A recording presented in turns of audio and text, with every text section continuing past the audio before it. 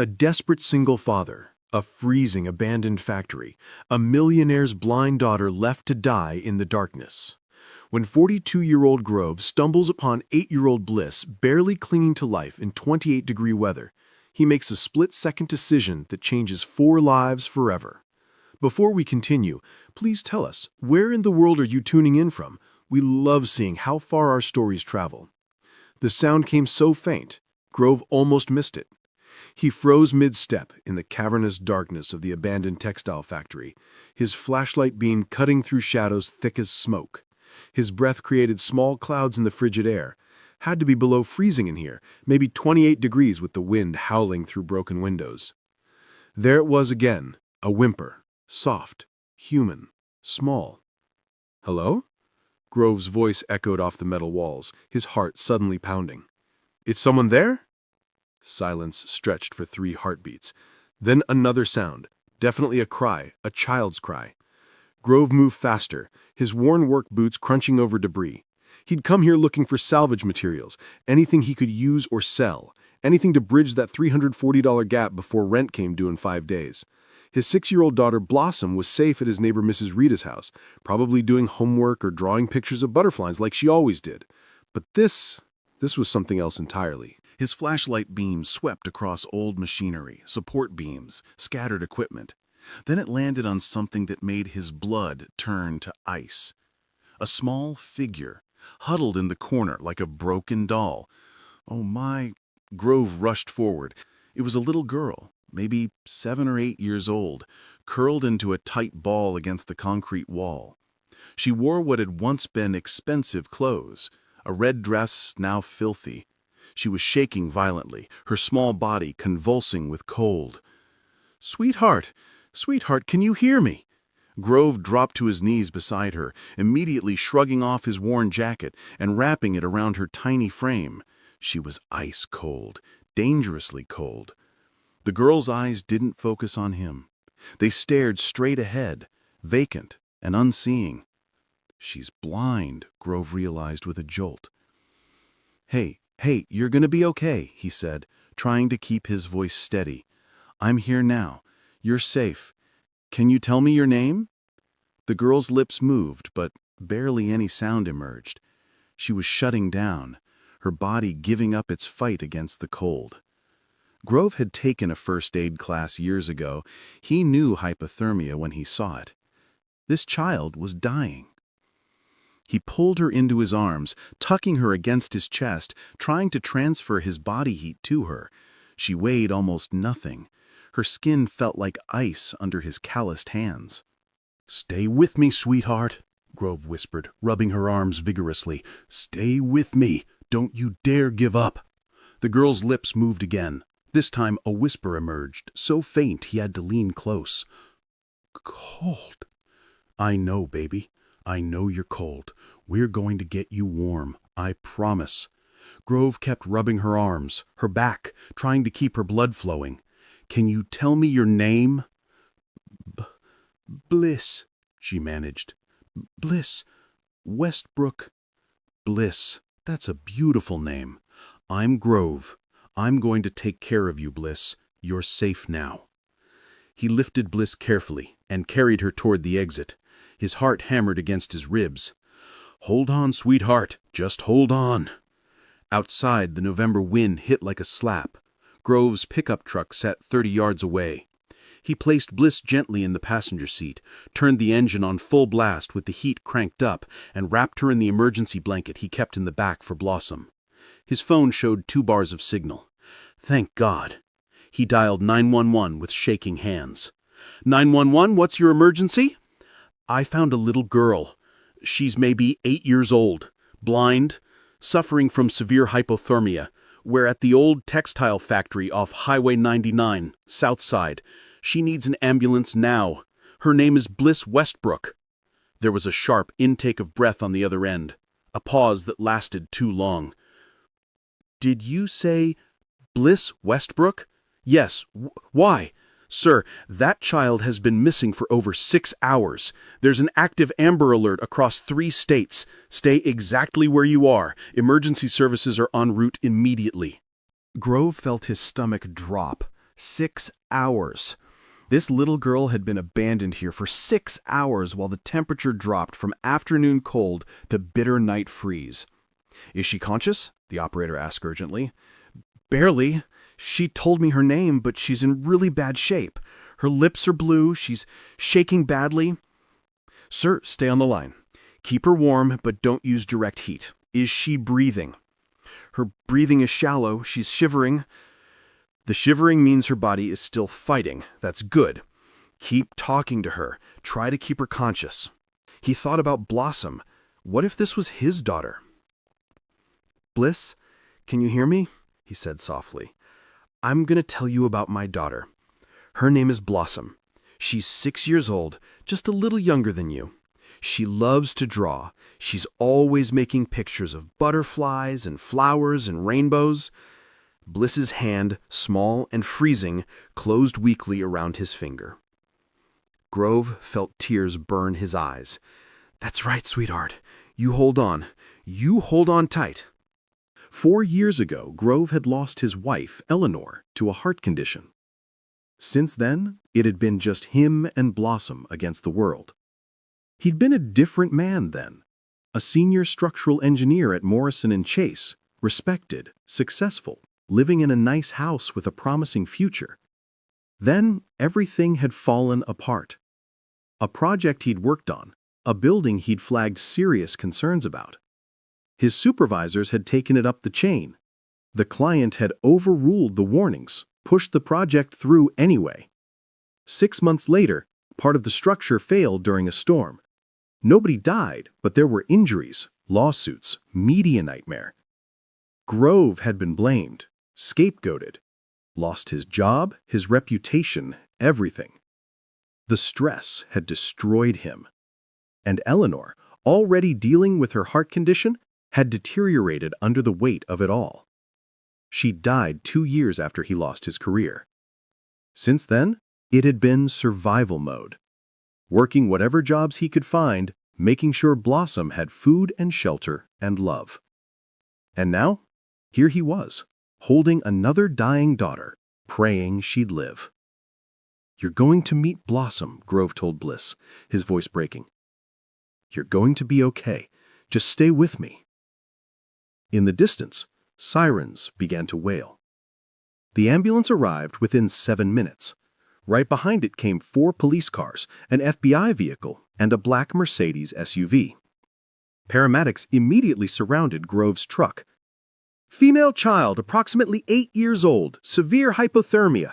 BP is low, pulse is weak but steady. Core temperature is 89 degrees. We need to get her to Harborview immediately." Grove backed away as they transferred Bliss to a specialized thermal blanket on a gurney. From the Mercedes, a woman emerged. She was in her early 30s, dressed in a simple but expensive cream-colored dress, her blonde hair disheveled. Her face was swollen from crying. The moment she saw Bliss, a sound came from her throat, something between a sob and a scream. "Bliss!" She ran toward the ambulance, stumbling in her heels. My baby girl!" "Ma'am, please step back." That's my daughter! The woman's voice cracked with raw desperation. "Is she? Please tell me she's alive." "She's alive, Miss Westbrook. We're stabilizing her now." The woman, Bliss's mother, collapsed against the ambulance, her entire body shaking with sobs of relief. Thank you. An FBI agent approached Grove. "Agent Walsh, you're the one who found her?" Grove nodded, still numb. "I heard her crying. She was in the corner of the factory, barely conscious. I called 911 as soon as I got signal." Agent Walsh made notes. "Mr. Hartwell, you need to understand something. Another hour in those temperatures—" He didn't finish. They both knew. As the paramedics loaded Bliss into the ambulance, her mother climbed in beside her, clutching her daughter's small hand. But just before they closed the doors, she turned to look at Grove. Those eyes. Something about them felt oddly familiar, though Grove couldn't place why. "You," she called out, her voice hoarse. "You found her?" Grove nodded. "What's your name?" Grove Hartwell, ma'am. Grove Hartwell. She repeated it like a prayer. Thank you.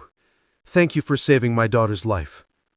Then the ambulance doors closed and the vehicle screamed away into the darkness. Grove stood there in the cold, surrounded by flashing lights, realizing he was shaking. From the aftermath of adrenaline, from the weight of what had almost happened. "Mr. Hartwell," Agent Walsh said, "we need you to come with us. We need your statement." 2 hours later, Grove sat in an FBI field office giving his account for the third time. Agent Walsh sat across from him with a Seattle police detective named Ramirez. "So, you had no prior knowledge of the Amber Alert?" "I don't have the TV on much. I'm working most of the time." "And you were at the factory to look for salvage materials?" Grove felt his face flush with shame. "Yes, sir. I lost my job 3 months ago. I've been trying to make ends meet. I wasn't stealing, just looking for things that would otherwise go to waste." Detective Ramirez held up a hand. "Mr. Hartwell, you're not in trouble. Your actions tonight saved a child's life. That's what matters." Agent Walsh leaned forward. "Bliss Westbrook disappeared from her home in Bellevue at approximately 10:30 this morning. Her mother, Halo Westbrook, founder and CEO of Westbrook Technologies, reported her missing at 11:15 a.m. He pulled out a photo, a surveillance image showing a severe-looking woman in her 50s with graying hair. "Do you recognize this woman?" "No, sir." This is Diane Kovac. She was Bliss's nanny for 8 months. We arrested her 40 minutes ago at SeaTac Airport. She was attempting to board a flight to Mexico with a one-way ticket purchased this afternoon. Grove felt sick. The nanny did this? Miss Kovac confessed to orchestrating the kidnapping. Miss Westbrook fired her 2 weeks ago after discovering she'd been stealing. When confronted, Kovac became hostile. Detective Ramirez continued. Kovac wanted revenge. She still had keys to the house. This morning, while Miss Westbrook was in a conference, Kovac let herself in. She lured Bliss out by telling her they were getting ice cream. Bliss trusted her. Agent Walsh's voice tightened with anger. Kovac arranged the kidnapping with 2 accomplices. The plan was to take Bliss to that factory where they'd pick her up around 2 p.m. for ransom, $2 million. But the accomplices never showed up, Grove said slowly. "Correct. We believe they panicked when the Amber Alert went viral so quickly. They abandoned the plan entirely." "But Kovac had already left Bliss there," Detective Ramirez said, disgust in her voice. "A blind 8-year-old child. In an abandoned building in freezing temperatures." Kovac claims she thought the accomplices would still show up, but her phone records show she was heading toward the airport by 3 p.m. She bought her ticket at 3:47. She was leaving that child to die. Grove's hands curled into fists. "She was half dead when I found her. She could barely speak. She was so cold." "If you hadn't been there, Mr. Hartwell," Agent Walsh shook his head, "the temperature dropped to 26 degrees tonight. Bliss wouldn't have survived until morning. You found her at exactly the right moment." "Ms. Westbrook wants to meet with you," Detective Ramirez said gently. "When you're ready. She's at Harborview Hospital. The doctors say Bliss is stable. She'll make a full recovery. But it was close, Mr. Hartwell. Very, very close." Grove nodded, unable to speak. He kept thinking about Blossom, safe at Mrs. Rita's house. What if it had been her? "You're a hero," Agent Walsh said simply. Grove didn't feel like a hero. He felt like a man who'd gone looking for scrap metal and had stumbled into something that would haunt him forever. Both the horror of what had almost happened and the miracle that it hadn't. Grove visited the hospital 2 days later. Mrs. Rita had insisted. "That mother needs to thank you properly, Grove, and that little girl needs to at least feel the presence of the man who saved her life." He'd put on his cleanest jeans and brought Blossom, because leaving her felt wrong. She'd wanted to come anyway. Standing outside Bliss's hospital room in the private wing, Grove felt completely out of place. Everything here spoke of money, from the artwork to the thick carpeting. Blossom gripped his hand tightly, unusually quiet. "It's okay, sweetheart," Grove whispered. "The little girl I found, her name is Bliss. She's really nice." Before Blossom could respond, The door opened and Halo Westbrook stood there. Up close, she looked younger than he'd thought, maybe 33. She had sharp, intelligent features, softened now with exhaustion and gratitude. Her blonde hair was pulled back in a simple ponytail, and she wore jeans and a soft sweater. She looked almost normal, almost like someone Grove might know. "Mr. Hartwell," she said, her voice cracking slightly. "Please, come in, both of you." The hospital room looked more like a luxury hotel suite, and there in the bed, surrounded by stuffed animals and flowers, sat Bliss. She looked tiny against the white sheets, but her color was back. Her cheeks were pink instead of blue. She was alive. "Bliss, sweetheart," Halo said gently. "This is Grove Hartwell. He's the man who found you. And this is his daughter." Bliss's unseeing eyes turned in their direction, and her face broke into the most beautiful smile Grove had ever seen. "Grove, you're Blossom's daddy. You told me about her. You kept me warm. You saved me." Blossom gasped and then walked straight to the bed. "You're Bliss, the girl my daddy saved?" "Yes," Bliss said. "What do you look like?" And just like that, Blossom began describing herself. "I have green eyes, really bright green. My daddy says they're like emeralds. And I have brown hair that's kinda curly. And I'm wearing a purple shirt today. What's your favorite color?" "I don't really see colors, but my mommy tells me purple is beautiful, like soft and pretty. Is your shirt soft?" "Super soft. Wanna feel?" Bliss reached out and Blossom guided her hand to the fabric. The two girls giggled together. Halo touched his arm gently, gesturing toward the corner where they could talk. Grove followed. "I don't even know how to begin thanking you," Halo said quietly, tears filling her eyes. "The doctor said, they said another hour, and she—" Her voice broke. "You don't need to thank me," Grove said. "Anyone would have done the same thing." "But they didn't. You did." Halo wiped her eyes. "I've been going crazy thinking about what would have happened if you hadn't been there." "But I wasn't," Grove interrupted gently. "She's okay. That's what matters." They both turned to watch the girls. Blossom was explaining colors. "Blue is like cool water, and yellow is warm like sunshine." Bliss was grinning, asking questions, holding hands like they'd been friends for years.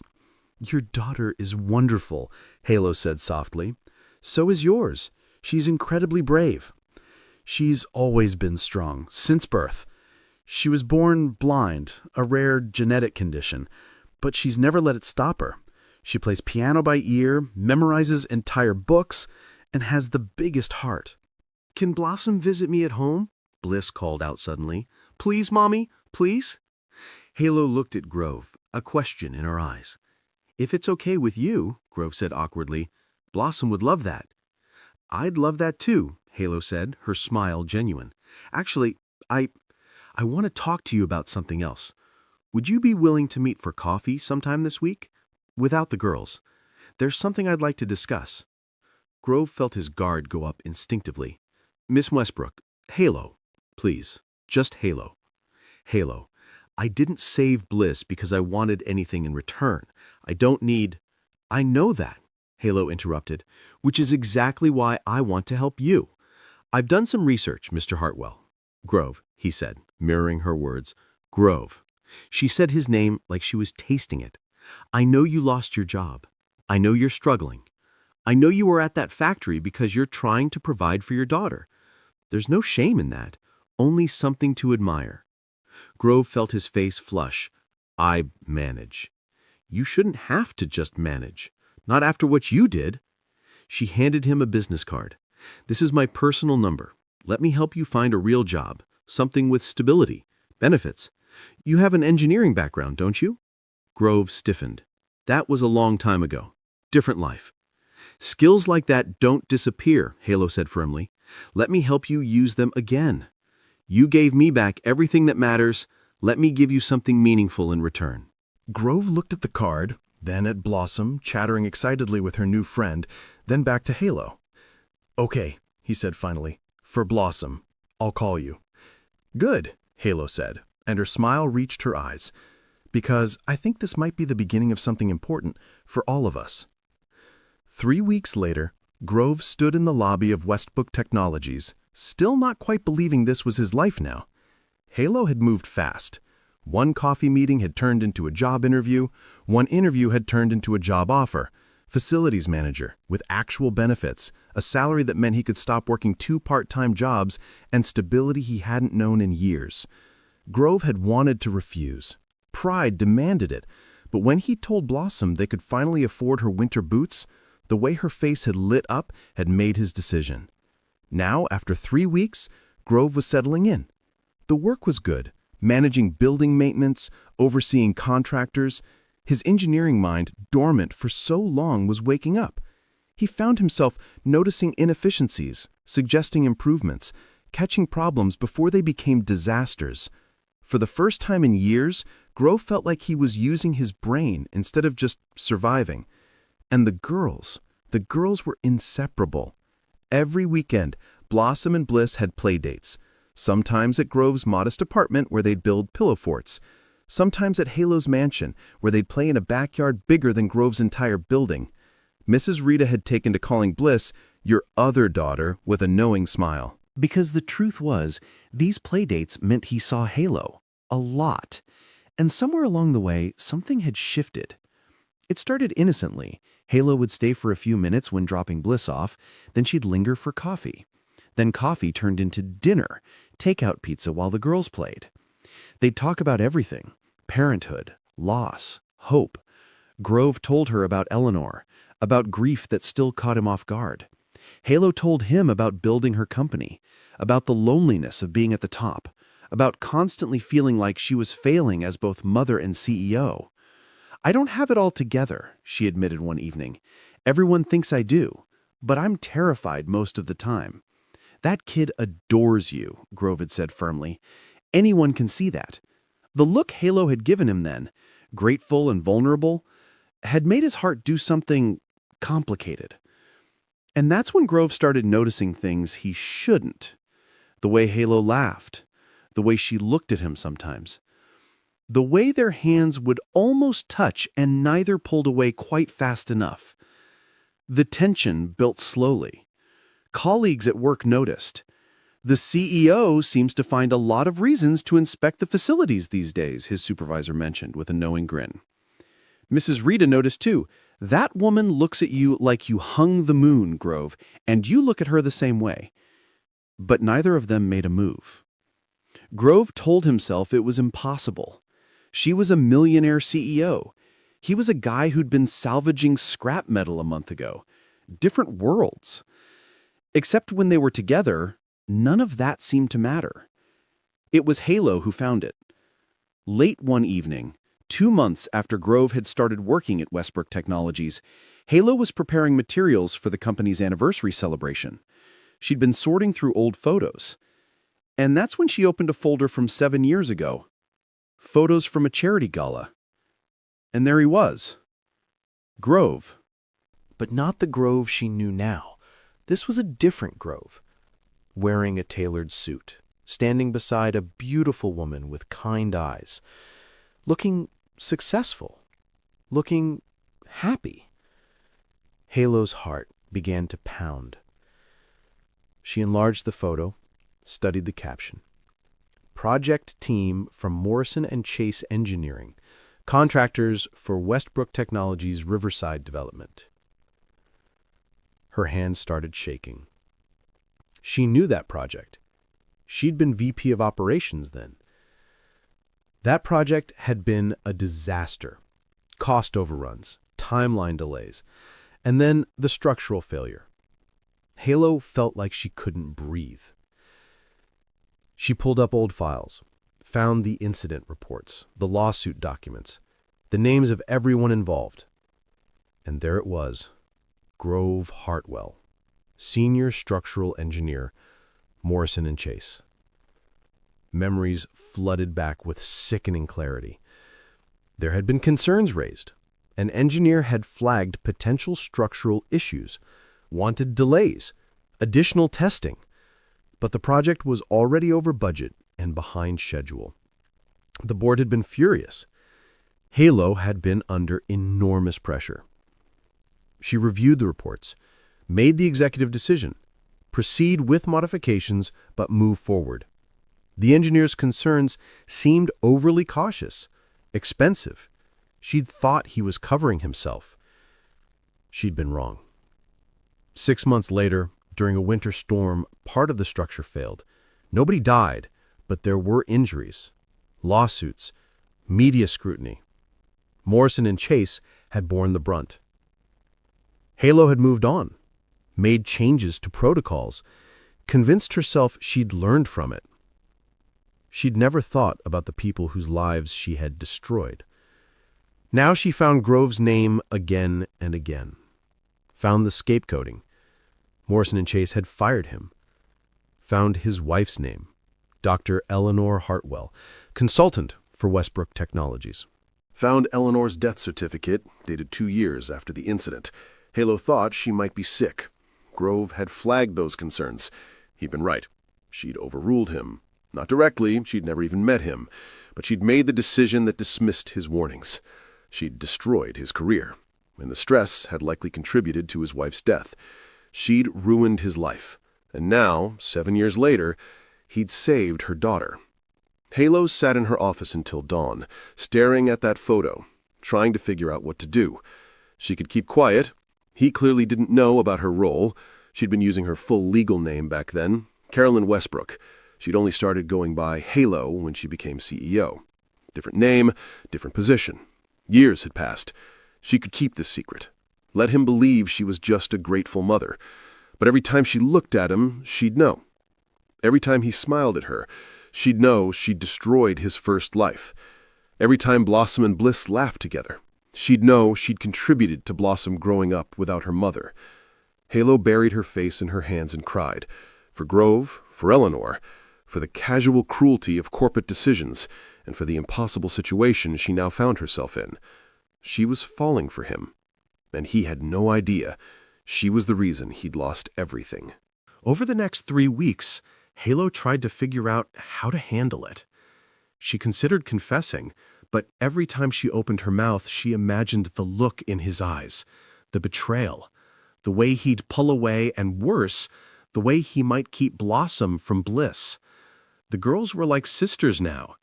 If Halo destroyed this, she'd hurt 4 people. So she tried to make amends without revealing why. She recommended Grove for a promotion, senior facilities engineer. Grove protested, but Halo insisted. You're overqualified.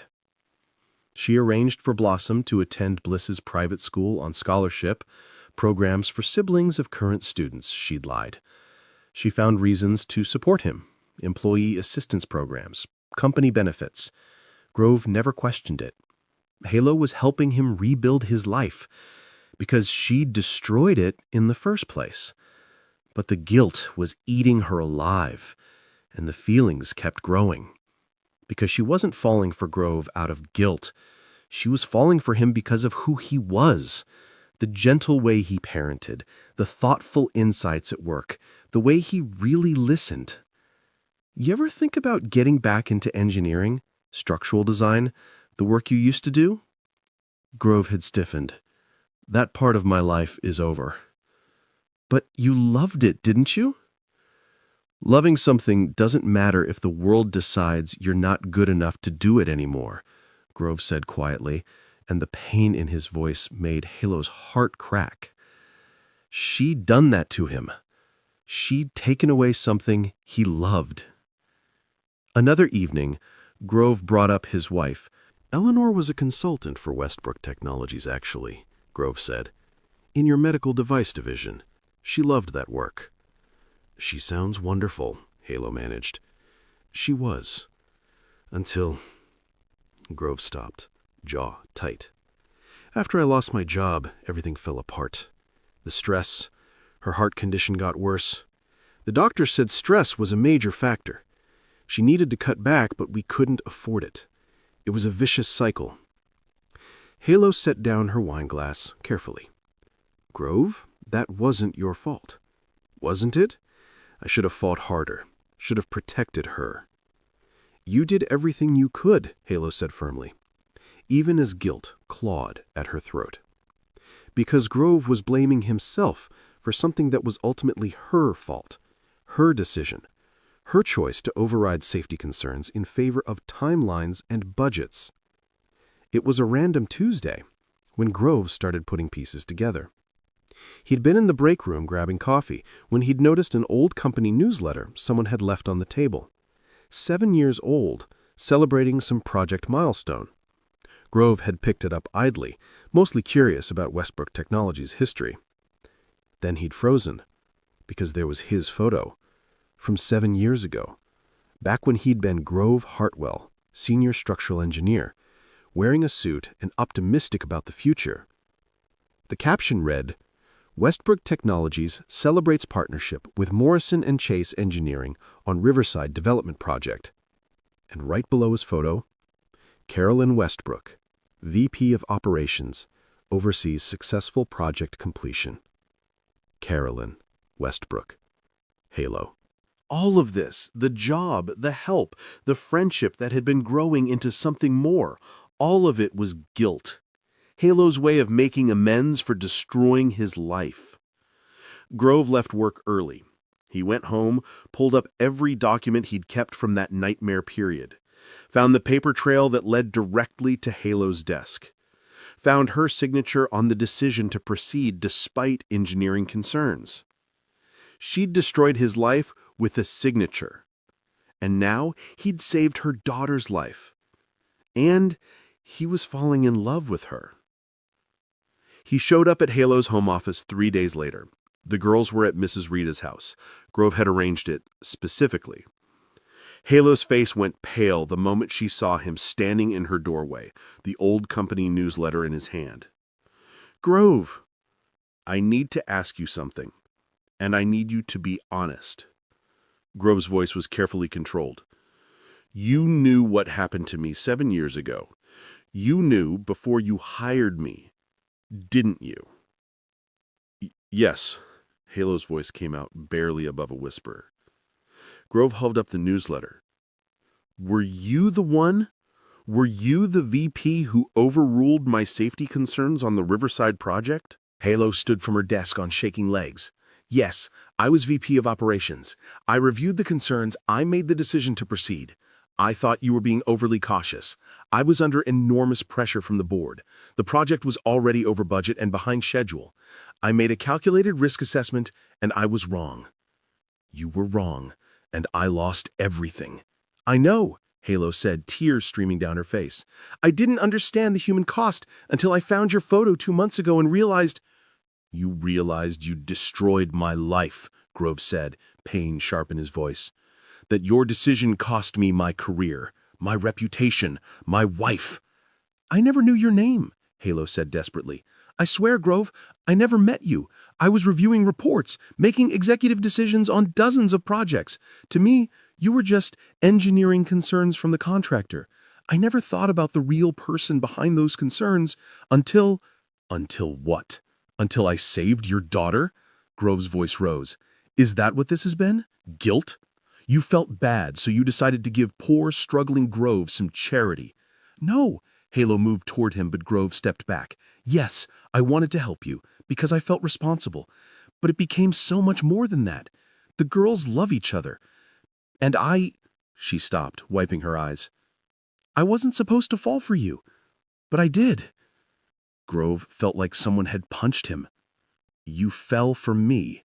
"Yes," Halo whispered. "I fell for you because you're kind and an amazing father, because you see past my title to who I actually am, because you make me laugh and challenge my thinking and—" Her voice broke. "And I know I don't deserve any of those feelings because of what I did, but they're real." Grove stared at her, emotions warring on his face. "You should have told me. The moment you realized who I was, you should have told me." "I know, you're right. I was a coward. I was terrified you'd hate me, terrified you'd take Blossom away from Bliss, terrified I'd lose—" "Lose what?" "Lose you," Halo admitted quietly, "before I even really had you. Grove, please don't punish the girls for my mistakes. They love each other." Grove's jaw clenched. I would never hurt Blossom by taking Bliss away. Whatever else you think of me, I'm not cruel. I don't think you're cruel, Halo said softly. I think you're one of the best men I've ever known, which makes what I did to you even more unforgivable. They stood there, the weight of 7 years hanging between them. Finally, Grove spoke. I don't hate you. Halo's head snapped up. What? I wish I could. It would be simpler. Grove's voice was raw. But I keep thinking about that night at the factory. The way you looked at Bliss, that was real. The way you've been with both girls, that's real. And the past 2 months, those conversations, that felt real too. It was real, Halo said desperately. All of it was real, Grove. I can't do this right now, Grove said finally. I need time. I need to think. I understand, Halo whispered. Grove turned to leave, then paused. He looked back at her, his expression complicated, hurt and anger and something that looked almost like longing. The girls can still see each other. I won't take that from Blossom. But you and me, we can't. He didn't finish. Just left, closing the door quietly. Halo stood alone in her office and sobbed. 2 weeks passed. Grove continued working at Westbrook Technologies because he needed the job. He and Halo carefully avoided each other. She sent emails instead of stopping by his office. If he saw her in the hallway, he took a different route. The girls noticed immediately. Why doesn't Miss Halo come for dinner anymore? Asked Blossom one evening, her green eyes concerned. We're just both busy, sweetheart. Did you have a fight? Something like that.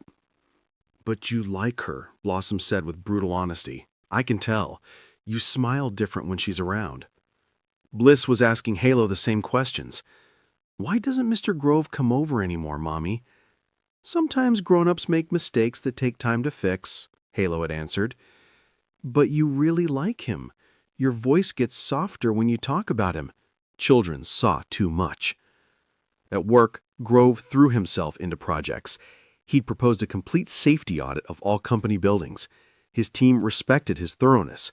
But at night, alone, after Blossom went to sleep, Grove would pull out those old documents and try to reconcile his anger with everything else he felt.